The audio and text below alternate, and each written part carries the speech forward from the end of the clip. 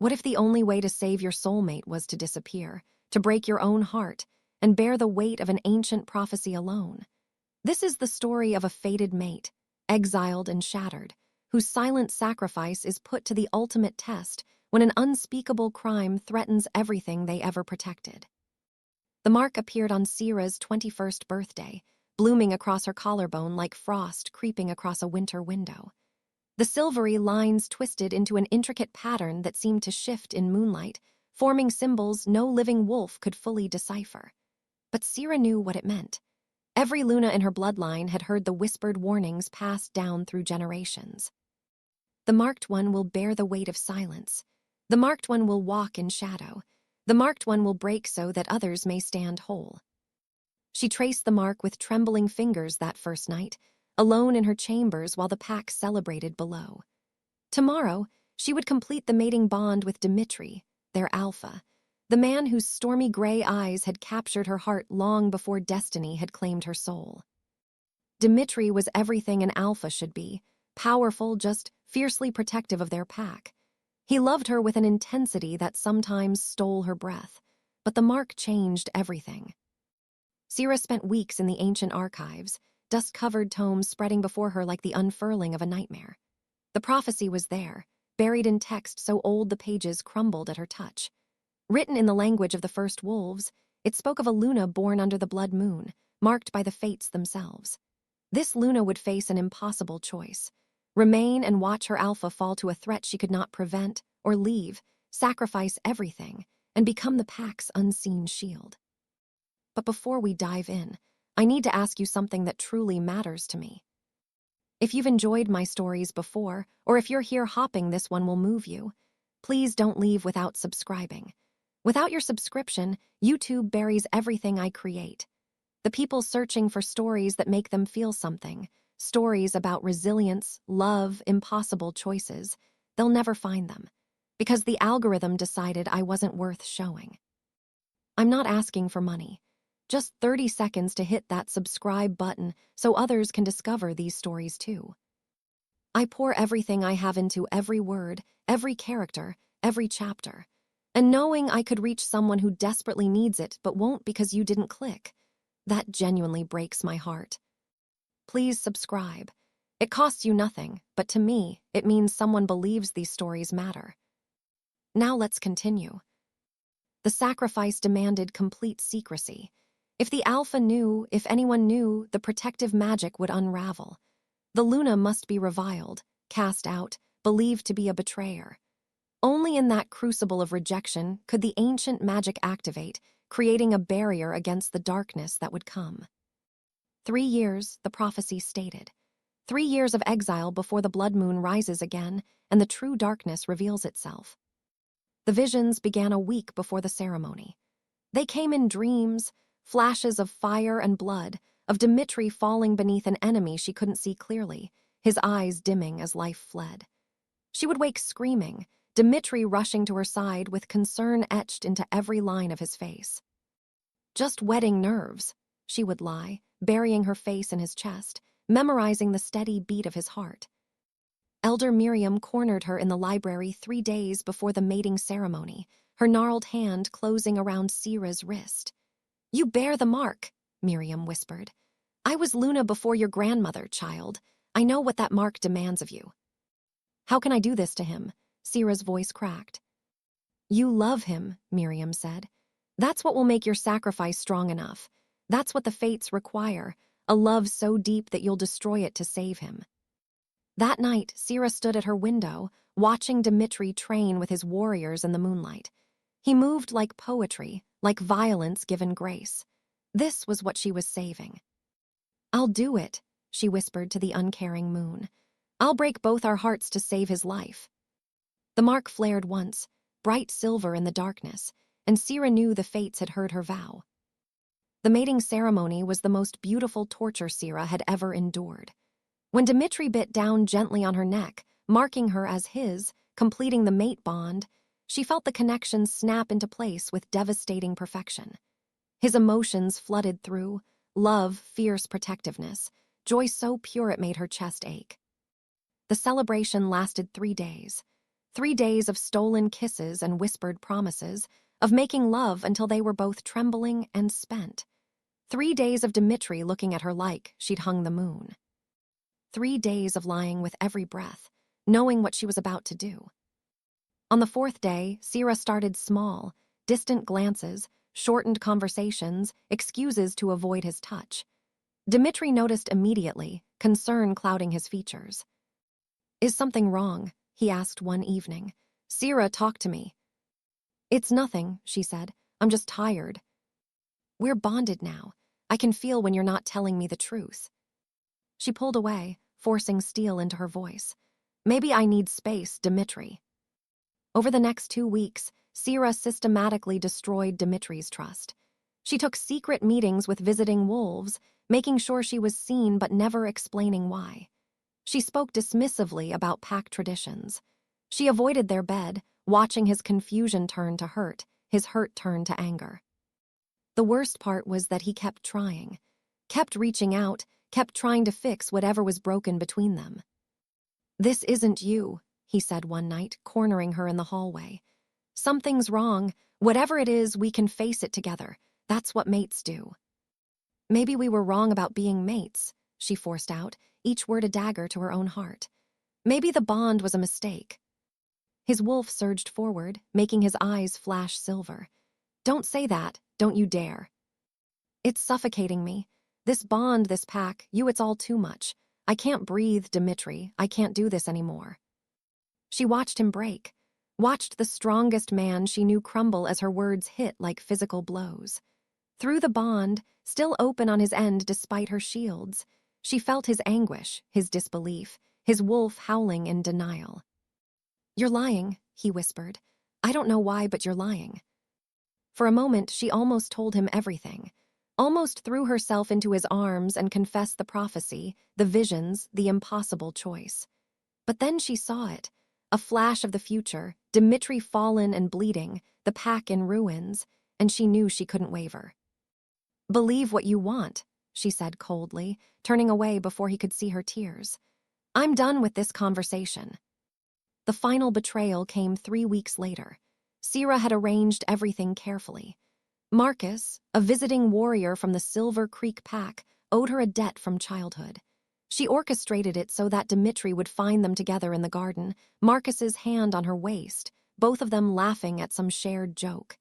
It was innocent, but it looked damning. Dmitri's roar shook the trees. He shifted mid-stride, his massive black wolf charging toward them with murder in its eyes. Sira threw herself between them, using the alpha command she'd gained as Luna. "Stop!" The word cracked like a whip, and Dmitri's wolf skidded to a halt, panting, trembling with barely suppressed rage. "How long?" His voice was barely human after he shifted back. "How long have you been betraying our bond?" "It doesn't matter," she said, her heart shattering into dust. "I want to leave, Dmitri. I want my freedom." "Mates don't leave." He took a step toward her. "The bond doesn't allow." "Then reject me." The words hung in the air like poison. "If you love me, if you ever loved me, let me go." "Reject you." He looked at her as if she'd stabbed him. "Sira, rejection can kill." "I'll survive it." She met his eyes, praying he couldn't see past her mask to the dying woman beneath. "Will you? Can your pride handle a mate who doesn't want you?" It was the cruelest thing she could have said. She watched it land, watched his face close off, watched the hurt transform into cold fury. "Fine," his voice was ice. "If that's what you want, Luna." The rejection ceremony was held at midnight, the entire pack as witnesses. Dmitri stood rigid as stone, his face carved from granite, and spoke the ancient words that would sever their bond. "I, Dmitri Volkov, Alpha of Blackwood Pack, reject Sira Nightshade as my mate and Luna." The bond tore free with agony unlike anything Sira had ever imagined. It felt like being ripped apart from the inside, like losing a limb, an organ, a piece of her soul. She collapsed, blood trickling from her nose, her wolf howling in devastation within her mind. Through the haze of pain, she forced out her own words. "I, Sira Nightshade, accept your rejection." The bond snapped completely, leaving a gaping wound in her chest where Dmitri's presence had lived. She could no longer feel him, could no longer sense his emotions or his location. The absence was a void that threatened to consume her. But as the pain reached its crescendo, the mark on her collarbone began to glow. Silver light poured from it, invisible to everyone but Sira, wrapping around her in protective strands. The prophecy's magic activated, ancient and powerful, filling the wound where the mate bond had been with something else, something colder but no less potent. Purpose, duty, sacrifice. She stood on shaking legs, meeting Dimitri's eyes one last time. What she saw there nearly destroyed her. Betrayal, anguish, and beneath it all, a love that hadn't died despite everything she'd done. "Leave," he said quietly. "Leave and never return to Blackwood Pack. You are no longer welcome here." Sira walked into exile without looking back, even as her wolf whimpered and her heart begged her to turn around. Elder Miriam pressed a bag into her hands as she passed, supplies for the journey, and whispered, 3 years. Stay strong, child." The pack watched in shocked silence as their Luna disappeared into the forest, banished by the mate she'd betrayed. None of them knew the truth. None of them understood that her leaving was the only reason they would survive what was coming. Exile was a special kind of hell. Sira established herself in the borderlands, a stretch of neutral territory between pack lands where rogues and outcasts gathered. She lived in a small cabin she'd built with her own hands, hidden deep enough in the woods that casual passers-by wouldn't stumble upon it. But hidden didn't mean distant. She was never more than a day's run from Blackwood's borders. The prophecy had been clear. She must guard from the shadows. So that's what she did. Every night, Sira would shift and patrol the outer territories, intercepting threats before they could reach Dimitri's pack. Rogue wolves looking for easy prey, rival packs testing boundaries, even human hunters who wandered too close. She dealt with them all silently, efficiently, leaving no trace of her involvement. She became a ghost story among the local rogues. The Silver Shadow, a massive white wolf that appeared from nowhere to drive away those who threatened Blackwood. Some said she was a spirit of vengeance. Others claimed she was a guardian angel sent by the moon goddess herself. The mate bond's absence remained a constant ache, a phantom limb that she kept reaching for only to find nothing. She learned to live with it the way one learns to live with chronic pain. It never truly went away, but she became skilled at functioning despite it. Harder to bear were the glimpses she caught of Dimitri during her patrols. Sometimes he would run the borders himself, his black wolf magnificent and deadly. She would watch from the shadows, drinking in the sight of him, making sure he was safe, healthy, whole. He looked haunted. Even from a distance, she could see how the rejection had changed him. His wolf was more aggressive, quicker to violence. The playfulness that had once lit his eyes was gone, replaced by grim determination. The pack suffered too. She heard the rumors from passing wolves. Blackwood's Luna had betrayed them, and their alpha had closed his heart to the possibility of another mate. Morale was low. Neighboring packs, sensing weakness, had become bolder in their territorial challenges. Each piece of news was another weight on Sira's shoulders. She'd done this. Her sacrifice had saved Dimitri's life, but had cost him, cost all of them, so much. Some nights she questioned whether she'd made the right choice. Then the mark would burn, and she would see another flash of the future that could have been. Dimitri dead, the pack scattered, everything they'd built reduced to ash. And she would know with bone-deep certainty that this pain was worth it. The first year passed in lonely vigil. Sira spoke to no one, trusted no one. She lived on small game and wild plants, her wolf growing lean and fierce.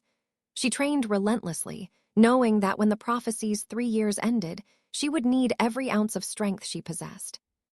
The second year brought visitors. Other outcasts, drawn to her reputation as the Silver Shadow, sought her out. Most she turned away, but a few, those with nowhere else to go, those who'd been dealt cruel hands by fate, she allowed to stay on the outskirts of her territory. One of them, a scarred old warrior named Jakob who'd been exiled for refusing an unjust order, became something like a confidant. He never asked about her past, and she never offered, but they would sit by the fire on cold nights and share comfortable silence. "You're watching over someone," he observed one evening, whittling a piece of wood into a small wolf figurine. Someone you love. Sierra stiffened. What makes you say that? I've seen that look before, known other wolves carrying the same weight. He held up the figurine, examining his work. Just remember, sometimes the people we protect need to know they're being protected. Sometimes, Sierra said quietly, they don't get that option. Sometimes someone has to make the hard choice for them. Jakob nodded slowly. Aye, but that's a heavy burden to carry alone, lass. A heavy burden indeed. The second year also brought the first signs of the approaching darkness. Sierra began to notice patterns in the threats she intercepted. Coordinated movements, wolves bearing marks she didn't recognize, whispered conversations about a gathering power in the east. She started keeping notes, mapping movements, trying to piece together the larger picture. But the prophecy's magic prevented her from warning anyone directly. When she tried to send an anonymous message to Dmitri, her hand cramped painfully, the words smearing into illegible smudges. When she attempted to tell Jakob, her voice failed entirely. The Fates' magic was absolute. She could protect, but she could not warn. The knowledge had to remain hers alone until the appointed time. The third year began with an omen. Sierra woke one morning to find her small clearing filled with white ravens, creatures that appeared only before great tragedy or great change. They watched her with gleaming black eyes, utterly silent, and then flew as one toward Blackwood territory. That night the visions returned with renewed intensity. But they were different now, more specific. She saw faces she recognized among Dimitri's inner circle. Saw silver weapons that could kill wolves, a substance that looked like poison, a ritual conducted under a blood moon. And she saw the architect of it all, Katerina, Dimitri's beta and closest friend, wearing a smile that promised death. The revelation staggered her. Katerina had been Dimitri's second-in-command for over a decade, trusted implicitly, beloved by the pack. They'd grown up together, trained together, bled together defending their people. But the visions didn't lie, and the mark burned with confirmation. Katerina was the threat the prophecy had warned about, the darkness that would have destroyed Dmitri if Sierra hadn't been in exile, hadn't been protected by the Fates' magic to work unseen. Sierra had 3 months until the 3-year mark, 3 months until the blood moon that would signal her return. 3 months to gather proof, to understand Katerina's plan well enough to stop it. She increased her surveillance, following Katerina on her runs outside pack territory.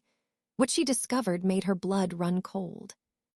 Katerina was meeting with representatives from 5 different packs, all with grudges against Blackwood, all eager to see Dmitri fall. She was selling information, pack secrets, tactical weaknesses. But that wasn't the worst of it. The beta was also stockpiling wolfsbane, silver, and other tools designed to kill werewolves. And she'd been slowly, carefully turning pack members against their alpha, whispering doubts about Dimitri's leadership, suggesting he'd been weakened by Sierra's betrayal and was no longer fit to lead. A coup. Katerina was planning a coup, timed for the next blood moon when the pack would be at its most vulnerable, their connection to the moon's power disrupted by the lunar eclipse. Sierra's hands shook as she pieced it together. This was it, the culmination of the prophecy. This was why she'd had to leave, had to be free of pack bonds and loyalties, had to be positioned outside Blackwood's internal politics. Only in exile, someone with no official standing, could move freely enough to uncover a plot this deep. If she'd been Luna, if she and Dmitri had still been mated, Katerina would have found a way to neutralize her. The beta would have played on pack loyalty, would have isolated them, would have struck before they could see the danger. But Sierra was a ghost, a shadow, someone who didn't officially exist anymore, and that gave her the element of surprise. The final weeks before the blood moon were a frantic race. Sierra followed Katerina's conspirators, documented every meeting, gathered every piece of evidence she could. She couldn't intervene yet, the prophecy's magic still bound her, but she could prepare. 2 weeks before the blood moon, catastrophe struck. A young pack member was found murdered on Blackwood territory, torn apart with a savagery that suggested a rogue attack. But Sierra, watching from the shadows as Dmitri and his warriors investigated, saw what they missed. The claw marks were wrong, the blood pattern inconsistent with a typical rogue killing. This was staged. This was Katerina's first move, designed to create panic and fear, to make the pack question their alpha's ability to protect them. Through the trees, Sira saw Dmitri standing over the young wolf's body, his face carved with grief and fury. She saw him look toward the border, toward where she was hidden, as if some part of him could still sense her presence. "I'll find who did this," he vowed to his gathered warriors.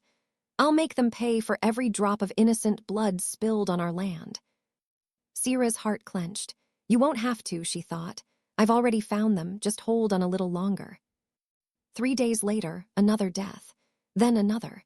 Each one more brutal than the last, each one eroding the pack's faith in their alpha's protection.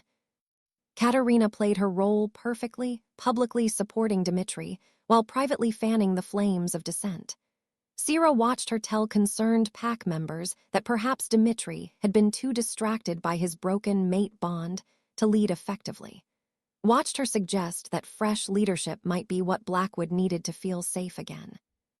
The pack began to fracture, old loyalties tested by fear and grief. Dmitri grew more desperate, running himself ragged trying to find the killer, to protect his people. He stopped eating, stopped sleeping, his wolf taking over more frequently as his human side struggled with the weight of failure. Sira wanted to scream, to break her silence, to tell him the truth. But the mark remained cold and unyielding. Not yet, it seemed to say. Not yet. The blood moon rose on a night thick with tension.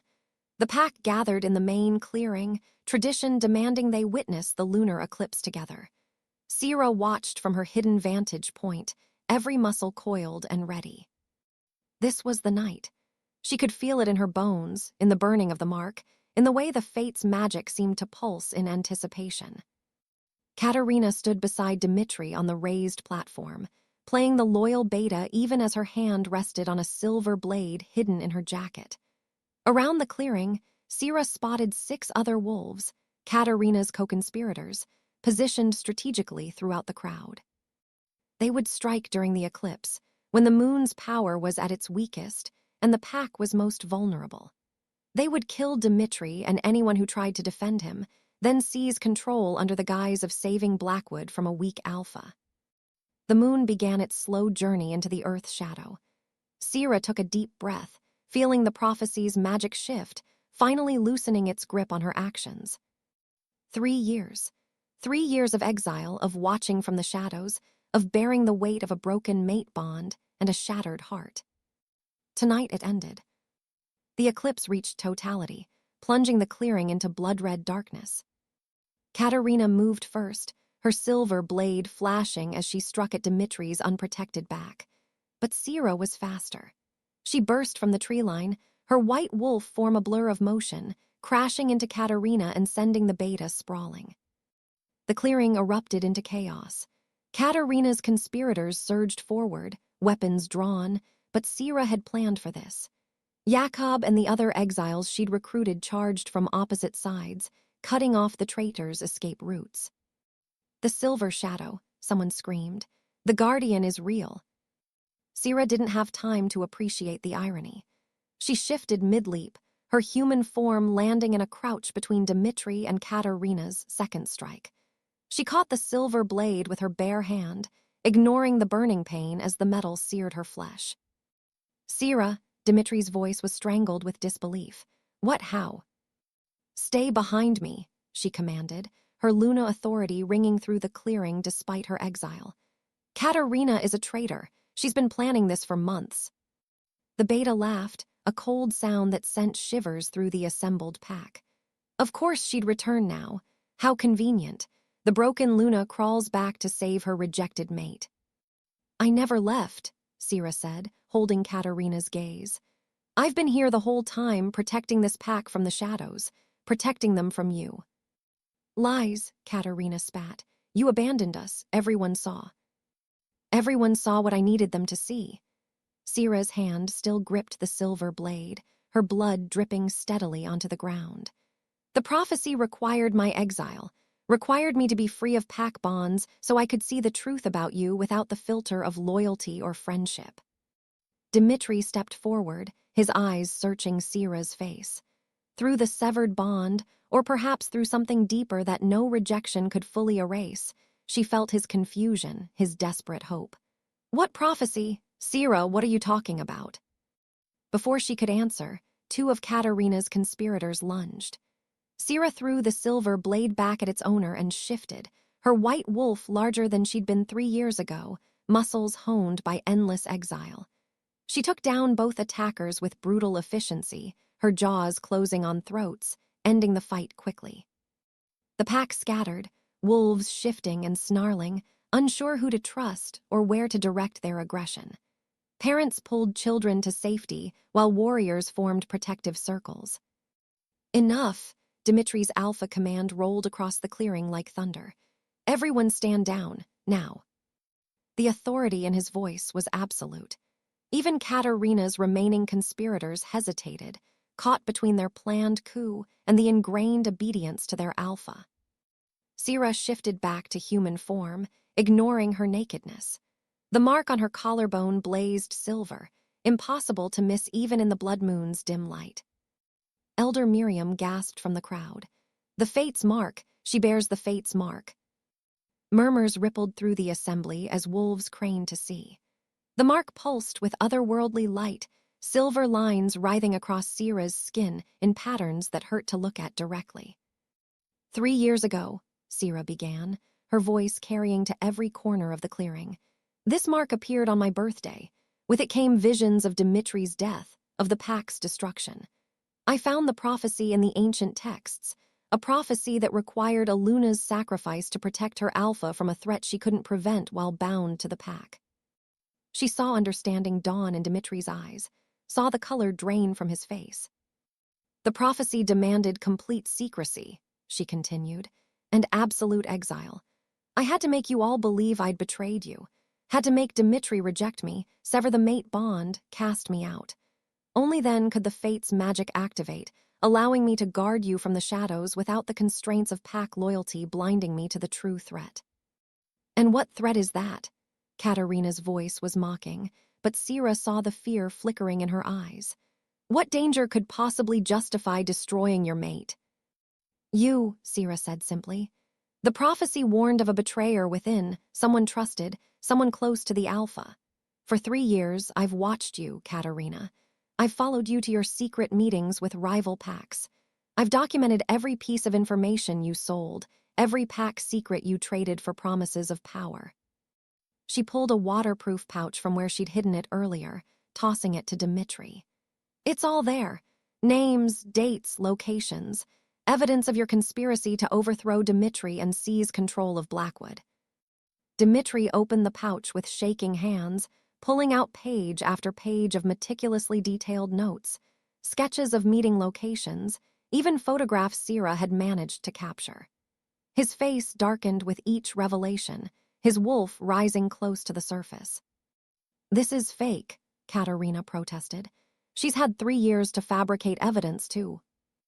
"The murders," Sira interrupted. "The young wolves killed on our territory these past 2 weeks. Tell them, Katerina. Tell them how you staged those deaths to make the pack question Dimitri's leadership. Tell them about the silver weapons you've been stockpiling, about the wolfsbane you've been gathering." "I have no idea what you're—" "Your third storage cache is in the old mill, 2 miles east of the northern border," Sira said flatly. "The second is buried beneath the oak tree near Silver Creek. The first was in your own quarters. I'm sure if Dmitri searches them now, he'll find the evidence you haven't had time to move yet." Katerina's expression crumbled, fury replacing her careful mask of innocence. "You self-righteous bitch. You think you're so noble? You destroyed your own mate bond, ripped apart our alpha's heart, and for what? To play guardian angel in the woods." "To save his life," Sira shot back. "The visions showed me your plan. If I'd stayed, if I'd been Luna, you would have killed me first. Poisoned me, made it look natural, removed the one person who might have stood between you and Dmitri. Then you would have waited until he was vulnerable with grief, until the pack was weak from mourning their Luna, and you would have struck." She turned to address the assembled pack, her voice ringing with authority. But the Fates had other plans. My exile freed me from pack politics, from the chains of loyalty that would have made me trust Katerina despite my instincts. It let me see clearly, move unseen, gather evidence without anyone questioning my motives. The Silver Shadow, Jakob called from where he stood guard over one of Katerina's conspirators. We've all heard the stories, a white wolf protecting Blackwood's borders, driving away threats. That was you, wasn't it? All this time you've been watching over us. Sierra nodded. Every rogue attack that mysteriously failed, every rival pack that suddenly changed their minds about challenging our borders, every threat that disappeared before reaching our territory, that was the prophecy's magic working through me. I was the shield you didn't know you had. Dmitri was staring at her with an expression that made her chest ache. Disbelief, anguish, dawning understanding, and beneath it all, a love that had somehow survived 3 years of separation and betrayal. You let me hate you, he whispered. You let me believe you'd chosen to leave, that our bond meant nothing to you. I had no choice, Sierra said, tears finally breaking free. If you'd known, you would have tried to stop me. The prophecy was clear. The protection only works if the exile is real, if the sacrifice is complete. I had to make you reject me, had to make it hurt enough that no one would question it. The pain nearly killed me. His voice broke. Every day without you, every night waking up reaching for a bond that was gone. Do you have any idea what that did to me? Yes, she breathed. Because I felt it too, every single moment of every single day. But I'd endure it all again, endure 1,000 years of that agony if it meant you lived, if it meant you were safe. Something in Katerina snapped. She lunged for Dmitri with supernatural speed, a hidden blade appearing in her hand. But Sierra had anticipated this, had spent 3 years studying the beta's fighting style, learning her patterns. She intercepted the strike, taking the blade meant for Dmitri's heart in her own shoulder. The silver burned like fire, but she used the momentum to spin, her elbow cracking into Katerina's temple with devastating force. The beta crumpled, unconscious before she hit the ground. Sierra swayed, the silver poisoning spreading from her wound. Dmitri caught her before she could fall, his arms wrapping around her with desperate tenderness. You're hurt, he said urgently. The silver. Will heal, she managed. I've taken worse protecting you from the shadows. She could see the moment it truly hit him, all of it. 3 years of sacrifice, of loneliness, of watching him from afar while bearing the agony of a severed mate bond. 3 years of protecting a pack that believed she'd betrayed them, saving an alpha who thought she'd abandoned their love. Oh, Sierra, he breathed, pulling her closer. My Sierra, what have you done? What I had to, she whispered against his chest. What love demanded. Around them, the pack was subduing Katerina's remaining conspirators, the fight draining out of the traitors as they realized their plan had failed. Elder Miriam approached, her ancient eyes soft with understanding. The prophecy is fulfilled, the old woman announced. 3 years of exile ended on the blood moon, the threat revealed, the pack saved, the Luna's sacrifice complete. She looked at Sierra with something like pride. The Fates chose well, child. Not many could have borne such a burden. The mate bond, Dmitri said suddenly. Can it be, is it possible to reform it, Miriam finished. Aye, if both parties are willing. The rejection was forced by circumstance, not true rejection of heart. The bond's foundation remains, waiting to be rebuilt. Sierra looked up at Dmitri, seeing her own desperate hope reflected in his eyes. I never stopped loving you, she said. Not for one moment of one day. The bond was severed, but my heart always knew who it belonged to. I should have known, he said fiercely. Should have trusted that something was wrong, that you wouldn't just leave without reason. You weren't supposed to know, that was the point. She touched his face gently. Don't blame yourself for what the Fates demanded, just tell me we can find our way back to each other. Tell me 3 years of hell wasn't for nothing. Instead of answering with words, Dmitri bent his head and kissed her. It was desperate and tender, furious and forgiving, 3 years of longing poured into a single moment of connection. Through the broken bond, Sierra felt something stir, a spark, a possibility, the beginning of healing. When they finally broke apart, the pack was watching with tears streaming down faces. Even the hardened warriors looked moved, witnessing their Alpha and Luna finding each other again after such devastation. "We have much to discuss," Dimitri said, his forehead resting against hers. "Much to rebuild, but right now I need to get this silver out of you before it does permanent damage." He lifted her easily, cradling her against his chest as he carried her toward the pack house. The crowd parted before them, wolves reaching out to brush Sierra's arm or shoulder as she passed, gestures of apology, of gratitude, of welcome. "Thank you," someone whispered, "for protecting us." "Forgive us," another said, "for believing the worst." Sierra looked at her pack, because they were still her pack, had always been her pack, and felt something loosen in her chest. The wound where the mate bond had been torn away throbbed with possibility, as if sensing that healing was finally within reach. The pack's physician, Dr. Helena, worked for 2 hours to remove every trace of silver from Sierra's wound. Dimitri stayed by her side the entire time, his hand gripping hers, his presence a comfort she'd been denied for 3 agonizing years. "You're lucky the blade missed anything vital," Helena muttered, wrapping fresh bandages around Sierra's shoulder. "And luckier still that you've built up some resistance to silver. All those times you took wounds protecting the pack, I assume." Sierra nodded. "Rogues with silver claws, hunters with silver bullets, rival pack warriors with silver-coated weapons. After the first few times, my body started adapting." "Reckless," Helena scolded, but her eyes were gentle. "Though I suppose we have that recklessness to thank for our lives." When the physician finally left them alone, Dimitri sagged into the chair beside Sierra's bed, looking more exhausted than she'd ever seen him. "Tell me everything," he said quietly. "From the beginning, I need to understand what you went through." So she told him. About the mark appearing on her birthday, about finding the prophecy in the ancient archives, about the visions that showed his death if she stayed. She described the impossible choice, the plan to make him hate her, the agony of watching him break under her manufactured betrayal. She told him about exile, about the lonely cabin in the borderlands, about becoming the silver shadow and patrolling their borders every night, about intercepting threats, about slowly piecing together Katerina's conspiracy, about the fate's magic that prevented her from warning anyone until the appointed time.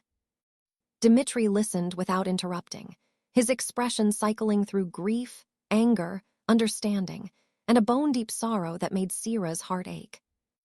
3 years, he finally said when she finished. 3 years, you.